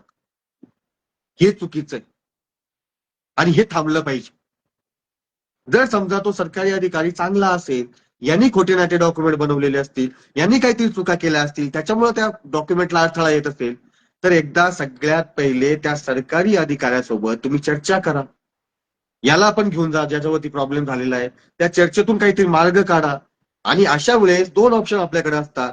जर सरकारी अधिकारी आपल्याला मदत करतोय तर त्याचा तुम्ही मदत केली म्हणून लाईव्ह टाका की आम्ही ह्या कामासाठी इथे इथे आलो होतो, ह्या बांधवांवरती अन्याय झालेला आहे आणि तो अन्याय दूर करण्यासाठी आम्ही यांच्याकडे आलो होतो आणि यांनी आम्हाला मदत केली, सहकार्याची भावना दाखवली, त्याच्याबद्दल अभिनंदन. पण जर तुम्ही डायरेक्टली लाईव्ह घेतले, त्यांनी मदत जरी केली तोपर्यंत त्याला कमेंटमध्ये शिव्या बसून गेलेल्या असतात, त्याचा अपमान झालेला असतो, त्याला परिवार नसतो का, त्याला फॅमिली नाही आहेत का, त्याला नातेवाईक नाही का. आणि जर तो मदत करत नसेल, तो अरे रावीची भाषा करत असेल, तो उद्धट बोलत असेल, तर बिनधास टाकून द्या. आणि समाजसेवकांचा हा काही वाद नाही भावांनो, मी काय स्वतःला समाजसेवक नाही म्हणून घेत, मी थोडस जेवढं मला जमल तेवढं समाजकार्य करतो किंवा काय. पण माझा प्रश्न तोच आहे, जिथं माझ्या बांधवांना बोललं गेलं, जिथं माझ्यावरती त्यांनी आरोप लावले, तिथं मला उतरण्याचे. मी जर पोलिसाचा खबरी असतो ना भावांनो, 4 दिवस भावी इथे होता, पोलिसांना फोन लावून तेव्हाच उचलला असता. आणि हा जो निर्भय निर्भय निर्भय म्हणून घेतो, तर का फरार होतो, का पळतो इकडे तिकडे, कोणी धमकी दिल्यानंतर का डिलीट करतात, काय गैरसमज नाही ना. मग विनोद सर मला उत्तर द्यावं ना त्यांनी. आणि तुम्हाला पण माहिती, ह्या गोष्टी मी तुम्हाला पण सांगितल्या आहेत. आणि विनोद सर उगाच एकमेकांवरती नाही आरोप करायचे, त्या माणसाची हिंमत पण नाही माझ्यावरती आरोप करायची. मी कॉल लावले होते, उचलले नाही, दुसऱ्या नंबरवरून कॉल लावला, उचलला आणि हॅलो हॅलो म्हणून कट केला. मला बोलावं लागतं आणि इतक्या दिवस शांत होतो. ते काय शांत होतं हे मी तुम्हालाही बोललोय. त्याच्यामुळे ही जी काय म्हणतात सामुपचाराची भाषा आहे ना, हिची वेळ निघून गेलेली आहे. आता जनतेने आवाज उठवावा. आणि आवाज काय उठवतात, जनतेने अजिबात बोलू नका त्याला काही. जनतेने फक्त आणि फक्त हा प्रश्न विचारावा की आम्ही आमच्या बांधवांसाठी तुझ्या अकाउंटवरती पैसे दिले होते, जे बांधव समाजकार्य करत असताना त्यांच्यावरती गुन्हे दाखल झाले होते, त्या पैशाचा हिशोब प्रॉपरली ऑडिट मध्ये दे. ऑडिट बरं का, ऑडिट. नाही तर फक्त हा एवढे पैसे आले, एवढे इथे गेले, संपला. तसं नाही. Properly legal audit. आणि हे सगळ्यांनी विचारावं. बाकी भावेचे किती फॉलोअर्स आहेत काय ना, ते आम्हीच वाढवलेले लोक आहेत. त्याच्यामुळे ते टेन्शन नाही घ्यायचं. तुम्हाला असं वाटेल की तुझे 1 लाख फॉलोअर आहे, त्याचे 3 लाख, मग कसं काय तू वाढवले? तर भावांनो, माझे आयटी सेलचे काय कामं चालतात हे तुम्हाला माहिती पण नसेल अजून. ठीक आहे. आणि माझा जो परिवार आहे ना, तो तर मला वाढवायचा आहे ना, तो 1 मिलियन पर्यंत घेऊन जाऊ शकतो मी 3 महिन्यात. पण मला त्या गोष्टी करणं आवडत नाही. ठिकठिकाणी मीही लाईव्ह घेऊ शकतो, पण मला त्या चुकीच्या गोष्टी करणं मला आवडत नाही, की माझ्यामुळे कोणाची इज्जत जाईल. ठीक आहे. तर तेवढी मी विनंती करतो, बाकी काहीच नाही. आणि माझ्यासोबत सतीश दादा, जरांगे भाऊंना विरोध करणारेही लोक आहेत. ते मी सांगतो. का बर? कारण मी जे काम करतो ते मी सगळ्या समाजासाठी काम करतो. आणि सगळ्या समाजासाठी काम करत असताना मला माझा समाजही बघणार. आज एकमेकांमध्ये काही गैरसमज तयार झालेले आहेत. जरांगे भाऊ बद्दल असतील, माझ्याबद्दल असतील किंवा काय असतील. पण ते जे लोक आहेत जे जरांगे भाऊंना विरोध करतात, तर ते बी आता हळूहळू शांत होत आहेत आणि माझ्यासोबत काम करतायत. त्याच्यामुळे मला सगळ्यांना सोबत घेऊन जाणं आहे. एकमेकांच्या ज्या गैरसमज तयार झालेत ना, ते हळूहळू दूर करता येतील. म्हणून मी त्यांना काय म्हणतात ना, लांब नाही करू शकत. प्रत्येकाला ज्याच्या त्याच्या समाजासाठी आवाज उठवणं हा हक्क आहे. त्याच्यामुळे जर कोणी ओबीसी माझा बांधव असेल, किंवा माझा धनगर बांधव असेल, किंवा माझा वंजारी बांधव असेल, आज त्यांना जो गैरसमज त्यांच्या समोर दाखवला गेलेला आहे त्याच्यामुळे ते बोलतायत. पण हळूहळू जेव्हा त्यांना सत्य परिस्थिती समजायला लागल, तेव्हा ते शांतच होणार आहे. त्याच्यामुळे मी माझ्या समाजासाठी पण काम करतो, मी सगळ्यांसोबत घेऊन काम करतो, आणि सगळे लोक माझ्यासोबत काम करतात. त्याच्यामुळे मी कोणाला दूर नाही करू शकत. हा, मी त्यांच्याशी वाद नाही घालत, किंवा ते माझ्याशी वाद नाही घालत, हे पण मी तुम्हाला सांगतो. तर त्याच गोष्टी असतात भावांनो. बाकी तुमच्यावरती माझा हा पहिला लाईव्ह होता. याच्यानंतर सुद्धा सांगतो, मला लाईव्ह घ्यायला मजबूर करू नका. नाहीतर मी सगळे पुण्याचे फोटो जे एकाकडे आहे त्याच्याकडनं कसे काढायचे ते मला चांगलं माहितीये. मला ते नाही करायच्या काही गोष्टी. कारण समाजाचा विश्वास एकदा तो उडत चालला ना, तर तुमच्या सारख्यांमुळे ना, जे खरंच मनापासून काम करतात, जसं आपले विनोद नाटे सर आहेत किंवा काय आहेत, तर यांच्यावरती सुद्धा जनता विश्वास ठेवत नाही. आणि मी प्रॉपर पॉइंट देऊन ठेवलेले आहेत. मी प्रॉपर नाव सांगितलेलं आहे, किंवा मी प्रॉपर काहीतरी केलेलं आहे. हे बघा, बेग दादा पण आहे तिथे आपल्यासोबत. तर याला सगळ्यांनी खोडून दाखवायचं. मी फक्त आणि फक्त तोंड करी भातान पार्श्वभाग खायला आता केलेलं नाहीये. मी 2 लोकांना समोर आणलं, ज्याच्यापैकी एकाने त्याच्यावरती झालेले गुन्हे, त्याच्या वकिलाची फी त्यांनी स्वतः भरली. मी बी त्या गुन्ह्यामध्ये होतो, मी पण माझी वकिलाची फी स्वतः भरलेली आहे. मला जनतेकडनं आलेला एकही रुपया भावेंकडनं भेटलेला नाही. मग जनतेकडे आलेला पैसा भावेंनी कुठं खर्च केला हे भावेंनी सांगावं. ठीक आहे. त्याच्यानंतर पुन्हा मी दुसरा जो एक आरोप केलेला आहे की लाईव्ह डिलीट का होतात, जर तुम्ही लाईव्ह घेतायत की इथे अन्याय झालेला आहे, तर त्याच्याबद्दल पुढे कारवाई काय होते तेही सांगावं. त्याच्यानंतर मला मोस्टली एक राग पुन्हा का आला ते बी सांगतो. हे गेले मस्सा जोग मध्ये संतोष देशमुख दादांना भेटायला बीड मध्ये, आणि तिथं खाली कमेंट करताय की आता मस्सा जोग निर्भय महाराष्ट्र पार्टीच्या रडारवरती आता नाही भेटणार. आम्ही का गोटा ठेवतो का इथं? प्रॉपर कोर्टात केस चालू आहे, सगळ्या गोष्टी चालू आहे. तुम्ही जर ह्या गोष्टींचा फायदा स्वतःच्या वैयक्तिकसाठी घेतला ना भावांनो, माझे बीडचे बांधव काही कमी नाही आहेत. इथं येऊन तुमच्या कानपडात हाणायला बसले ते. स्वतःच्या प्रसिद्धीसाठी किंवा फालतू गोष्टींसाठी संतोष दादांचं नाव तुमच्या तोंडावरती आणायचं नाही. का बरं माहितीये का? कारण तुमचेच माणसं बोलत होते, जेव्हा आमचा मुंबईमध्ये मोर्चा चालू होता तेव्हा तुम्हीच भावे बोलत होते की आपण माणसं आहेत, बरोबर ना, कशाला तिकडे जायचं, काय करायचं. तेव्हा विरोध करणारे तुम्हीच होते ना. मग कशाला तुम्हाला संतोष दादाची काळजी पडावी? जिथं प्रसिद्धी आहे तिथं तुम्ही पोलिसांना अत्यंत खालच्या भाषेत बोलता, एका महिलेची इज्जत ठेवत नाही. आणि ते बघून आपले इतर बांधव प्रेरित होतात. आणि तेव्हा जेव्हा त्या बांधवांवरती गुन्हे दाखल होतात, त्यांना तुम्ही वाचवतात का हो? तुम्ही 3-3 महिने जेलमध्ये सडवतात. जेव्हा माझे वकील किंवा मी तुम्हाला विनंती करत होतो की सर आम्ही काढतो त्यांना बाहेर, आम्हाला एकही रुपया देऊ नका. काय आम्ही काय बोललो होतो? आम्हाला एकही रुपया देऊ नका, आम्ही त्यांना 15 दिवसात बाहेर काढतो. प्रॉपर जामीन बिमीन घेऊन तरी तुम्ही आम्हाला मध्ये इंटरफेअर करू दिलं का? नाही करू दिलं. का बरं? कारण तुम्हाला सोशल मीडियावरती फोनपे गुगल पे नंबर टाकायचा होता आणि जोपर्यंत ते जेलमध्ये राहतील तोपर्यंत ते पैसे काढायचे होते. कारण जनता भावनिक झाल्यानंतरच पैसे दिले ना. चेतन भाऊ तुमचं काम चांगलं आहे. जितेंद्र भाऊ यांच्यावरती जेव्हा पहिला गुन्हा झाला त्यानंतर अॅट्रॉसिटीचा गुन्हा दाखल झाला तेव्हा तुम्ही भावे तिघे जण तुमच्या घरी मुक्कामी होतो. तुम्ही समोर पण जो माणूस समाजासाठी धावतो समाजासाठी काम होतो प्रत्येक माणसाचा मला खूप आदर सन्मान आहे. मी उद्या तुमची भेट घेतो, जितेंद्र भावेंची पण भेट घेतो. तुम्हाला एक काम करा, मी तर सरळ सांगेन, तुम्ही उद्या आम्हाला तिघांना लाईव्ह घ्या. तुमच्या लाईव्ह मध्ये मी विनोद नाटे सरांना इथं विनंती करतो की उद्या तुम्ही भावेंना भेटा, मला सांगा कुठे यायचं, मी तिथं येतो आणि तुमच्या वॉलवरती हा प्रॉपरली लाईव्ह सांगा आणि मग जनतेला कळू द्या काय खरंय काय खोटंय. बरोबर की नाही? जनतेने पण ह्या गोष्टीला मान्यता दिली पाहिजे. मला जे बांधव बघतायत त्यांनी सांगावं की विनोद नाटे सरांना तुम्ही रिक्वेस्ट करा, जे आता बोलतायत कमेंटमध्ये, उद्या जितेंद्र भावे आणि चेतन शेवाळे विनोद नाटे सरांच्या लाईव्ह वरती जितेंद्र भावे येतील का? ठीक आहे. आणि बरोबर बोलतायत. जनतेला कोणाकडेही बघून पैसा दिला असेल तरीही जनतेला हिशोब देणं प्रत्येकाचं कर्तव्य आहे. प्रॉपर हिशोब दिला गेला पाहिजे.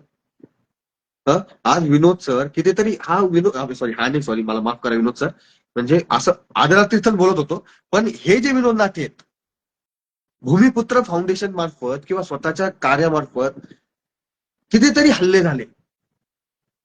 कितीतरी हल्ले झाले तरी स्वतः एकदम शांतपणे प्रत्येक गोष्टींना लढा देत देत ते आज एका लेवलवरती पोहोचलेले आहेत. पण मला सांगा ना विनोद नाटे सर, कधी तुम्हाला अशी पब्लिक घेऊन जाताना दिसले का? हजार लोक दिसले का की बाबा चला विनोद नाटे सरांसोबत आहेत लोक? या माणसाची ताकद खूप मोठी आहे, भावे सरांपेक्षा चेतन शेवाळेपेक्षा सुद्धा. असे आपले विनोद नाटे सर आहेत. पण कसं काम चालतं? कुठे जाऊन लाईव्ह घेतात का? प्रॉपरली चर्चा करतात आणि मग लाईव्ह होतो आणि ती बी संयमानी होतो. एकालाही अपशब्द बोललं जात नाही. पण जेव्हा तुम्ही लाईव्ह घेऊन जनतेला आक्रमक करतात, जनता खाली शिवीगाळ करते, तेव्हा आपल्या बांधवांवरती गुन्हे दाखल होतात. ठीक आहे. तर विनोद नाटे सरांनी घ्यावा पुढाकार, मी तयार आहे. काळी टोपीच्या वर्षेस ही पांढरी टोपी आता रेडी आहे. ठीक आहे. मग बघू काळ्या टोपी मागे नेमकी काय काळाला चाललंय. आणि ज्याला कोणाला वाटत असेल ना की चेतन शेवाळेंनी पैसे खाल्ले असतील किंवा चेतन शेवाळे कोणाची सुपारी घेऊन वाचवतोय किंवा चेतन शेवाळेला फॉलो असतील किंवा काय असतील, हे बघा गजानन दादा बोलतायत की भावेनी लाईव्ह खराब केली. काय केली मग? आणि ज्यांना कोणाला वाटत असेल ना चेतन शेवाळे स्वार्थी माणूस झालाय, भावेची प्रगती बघवत नाहीये, त्यांनी पहिले माझं अकाउंट चेक करावं, माझ्या अकाउंटला किती पैसे आलेले आहेत किंवा माझं दात 24 तास उघडत राहतं, माझ्या घरी येऊन बघावं माझ्या घरात किती पैसा कॅश मध्ये जमा झालेला आहे किंवा मी कोणती प्रॉपर्टी घेतलेली आहे. इथं माझी गाडी, जी या गाडीवरती मी कंटिन्यू फिरत होतो, ती स्कूटी खराब झालेली आहे, ती रिपेअर करायला पाहिजे माझ्याकडे. अनेक बांधव मला गाडी देण्याचं बोलतात किंवा काय. याच्यावरून पण आठवलं अजून एक किस्सा आहे. तर भावेंनी कोणाला तरी गाडी दिलेली आहे आणि त्या गाडीचे डॉक्युमेंट अजून जमा दिले गेले नाही किंवा गाडी नावावरती करून दिलेली नाही. भावानी पूर्ण पैसे दिलेले आहेत, तरी भावे काय म्हणतायत, धमकी काय देत आहेत की नावावरती नाही करून देणार आहे, तुला काय करायचं कर, नाही तर मी चोरीचा गुन्हा दाखल करून टाकेल.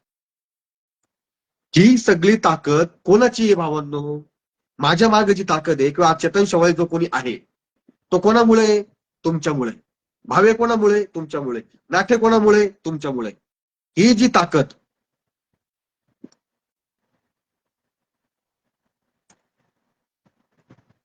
आता नेमकी रघुनाथ चौधरी सर तुम्हीच आहेत का काय ते मला नाही माहिती, पण ठीक आहे काय हरकत नाही. पण ही जी ताकद ही कोणाची आहे? जनतेची आहे ना. जनतेमुळे एक माणूस घडला जातो, एक माणूस पुढे येतो, तर त्या जनतेनेच सगळ्या गोष्टी त्या विचारा भावांनी. आमचं चुकत असेल ना आम्हाला बिनधास्त शिव्या घाला. चेतन शेवाळे रोजच शिव्या खातो, कधी कधी रात्री धमक्या बिमक्या येतात. काल तर मी इतक्या शिव्या घातलेल्या आहेत भावेना, त्यांना तुम्ही ऐकू पण नाही शकत, हे पण मी सांगतो. ठीक आहे. तर आता दुसरा विषय आलेला आहे आपल्याकडे, दुसऱ्या विषयावरती जाऊ. बाकी तुम्ही विचारा की ज्या बांधवांना, आणि त्या बांधवांनी पण समोर या ना. ते बांधव अक्षरशः घाबरून घरात बसलेले, ज्यांच्यावरती अन्याय झालेला या भावेंमुळे, त्यांच्या लाईव्हमुळे. का बरं? कारण तुम्ही जनता त्यांना शिव्या घालला म्हणून ते समोर येत नाही. एका किशोर चव्हाण नावाच्या साताऱ्याच्या भावाची नोकरी गेली, त्याची बायको सोडून गेली, त्याचं घरदार उद्ध्वस्त झालं.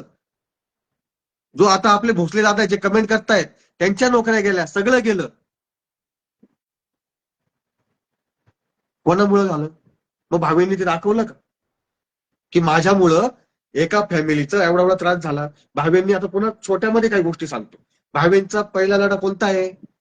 वसुली विभागाच्या विरोधात. बरोबर? मग ज्यांच्यासाठी आले तिथं काय नाही मिळाला त्यांनी सांगावं. प्लस भावे वसुली विभागाच्या विरोधात का बरं माहितीये का? कारण त्यांच्यावरती जेव्हा केस चालू होती ना त्यांच्या घराची जप्ती येण्यासाठी, तर कितीतरी लाख रुपये थकीत होते.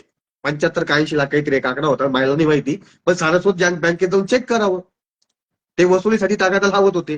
म्हणून तुमच्या जनतेला भावनिक केलं गेलं. मी वसुलीसाठी काम करतो म्हणून, वसुलीच्या विरोधात काम करतो म्हणून तुम्हाला दाखवलं गेलं. लोकांना मदत करण्याचं आश्वासन दिलं गेलं. तिथं त्यांनी बँकामध्ये जाऊन लाईव्ह दाखवले. का बरं?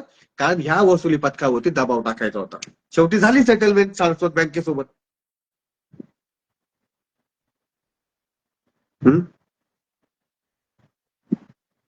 ठीक आहे. आणि अभ्यासपेक्षा आहे ना, मी पुरावे घेऊन बोलणाऱ्या गोष्टी असतो. मला भावेंना जे प्रश्न मी विचारलेले आहेत त्यांचे उत्तरं त्यांनी द्यावेत. ठीक आहे. प्रॉपरली ऑडिट द्यावं आणि त्याच्यानंतर बोलावं. ठीक आहे. आणि मला काही कोणत्या आजपर्यंत मी कोणत्याही संघटनेत नाहीये. पुन्हा एकदा सांगतो, मी कोणत्या संघटनेत नाही, मी कोणत्या पक्षात नाही, माझी कोणती संघटना नाहीये. माझी जी आहे ती एक चळवळ आहे. जी चळवळ मी सगळ्यांना सोबत घेऊन चालतो. ना मी कोणत्या मीडियावरती येत, माझं सोशल मीडिया चालू राहतं, मला तेवढंच काफी आहे. ना मी युट्यूबवरती आहे, ना मी कोणाकडे. पण हो, ज्या एससी एसटी बांधव असतील, जे माझे ओबीसी बांधव असतील, जे इतर जाती धर्माचे माझे बांधव असतील, त्यांनी मला कॉल केला, काही सांगितलं तर मी पहिले त्याच्याकडे जातो, काय करता येईल त्याच्यावरती सोल्युशन काढतो आणि त्या पद्धतीने मी मदत करत असतो. आणि कोणत्याही संघटनेने जरी कॉल केला, कोणत्या पक्षाने जरी कॉल केला, कोणत्या मंत्र्याने जरी कॉल केला, तरी मी जातो. मी तुम्हाला प्रत्येक पक्षामधल्या लोकांसोबतही दिसेल. फक्त एवढंच आहे, मी कोणत्याही राजकारण्यासोबत कधीही फोटो काढत नाही. याचा अर्थ माझ्या ओळखी नाही अशा पण नाही येत. माझ्यासोबत आपले मुंबईचे एक बांधव होते. कोण? मुंबईचे हर्षल दादा म्हणून त्यांचं नाव आहे. तर विचारा, जेव्हा भावेंवरती गुन्हे दाखल झाले होते ना, तेव्हा मंत्रालयापासून कॉल लावायला लावले होते की बाबा नो, त्या माणसाला वाचवा, तो माणूस चांगला आहे. अरे ज्या लोकांनी गुन्हे दाखल केलेत, आज त्या लोकांचं काय केलं यांनी? सांगा ना मला. जे गुन्हे दाखल झाले त्याच्यावरती भावे का बोलत नाहीये? अरे अजूनपर्यंत माहितीच नाहीये. जेवढ्या लोकांवरती गुन्हे दाखल झालेत ना, अजून त्याच्या तारखाने चालू झालेल्या. जेव्हा तारखा चालू होतील आणि महिन्याच्या महिन्याला फिरावं लागेल ना, तेव्हा यांना अक्कल येईल. एक विश्वास जो कमवलेला असतो ना आमच्यासारख्या लोकांनी, नाटे सरांसारख्या लोकांनी, तो अशा काही लोकांमुळे तो उडत जातो आणि लोक आम्हाला पण शिव्या घालतात. आम्हाला आत्ताही शिव्या बसतात रोज. माझं एकच म्हणणं आहे, भावेपासून दुरावा का बरं? का रे हा दुरावा? आमचं ब्रेकअप झालं, काय सांगायचं आता? ब्रेकअप मध्ये आम्हाला सोडून दिलंय अर्ध्या रस्त्यावरती, सांगितलंय की बाबा मी खूप चांगलं काम करतो, आणि त्यामार्फत अनेक चुकीच्या गोष्टी केल्या गेल्या आणि त्यामार्फत बऱ्याच गोष्टी झाल्या.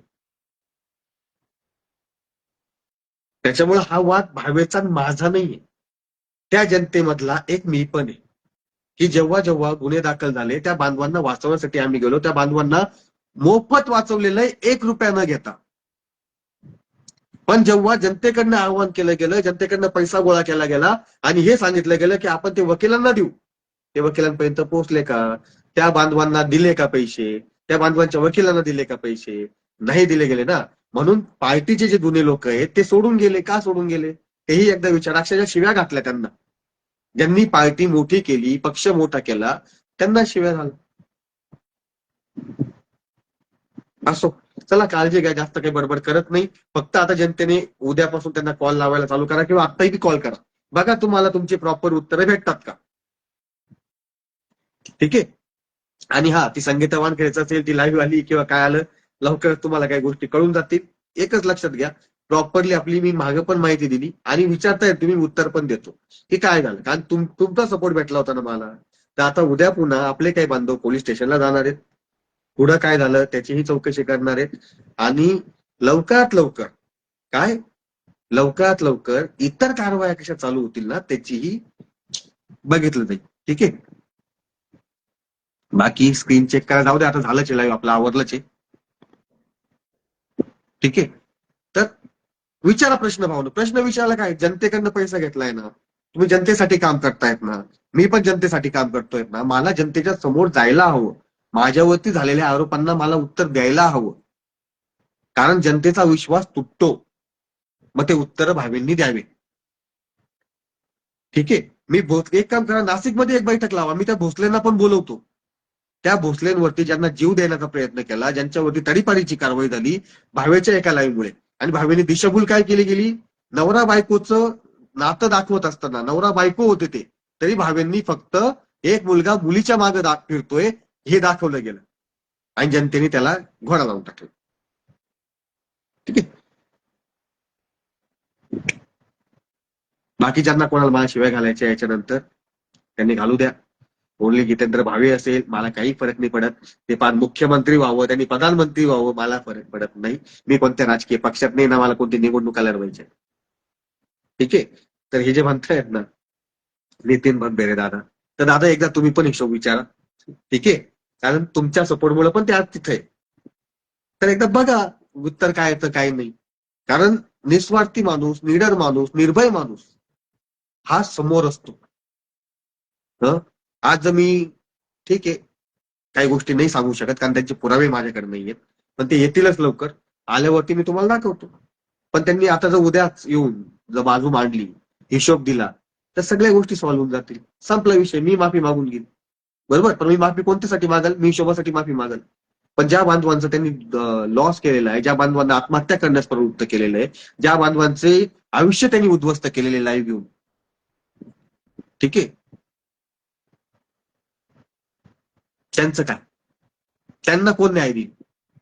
मग भावेंनी जाऊन भोसले सोबत एक लाईव्ह घ्यावा ना, की बाबा काय झालं होतं.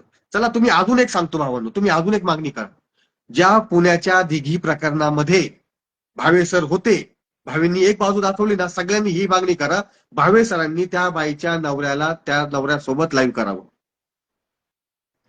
ठीक आहे, काय भावेंनी त्या बाईच्या नवऱ्यासोबत लाईव्ह करावं, भावेंनी दुसरी बाजू पण दाखवावी, ही मागणी जनतेने भावे सरांना करावी. बघू भावे सर त्याचा लाईव्ह घेता का.